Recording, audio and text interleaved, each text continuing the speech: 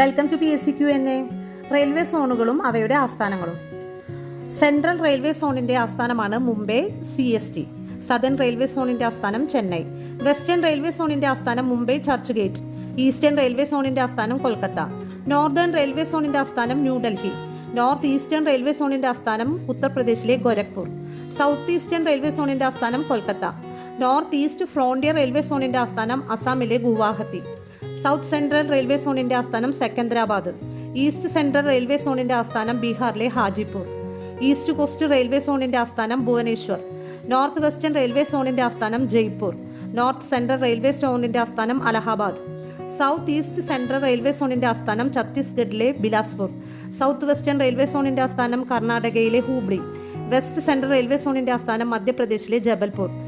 Kolkata metro റെയിൽവേയുടെ ആസ്ഥാനം Kolkata. South cost railway സോണിന്റെ ആസ്ഥാനം വിശാഖപട്ടണം.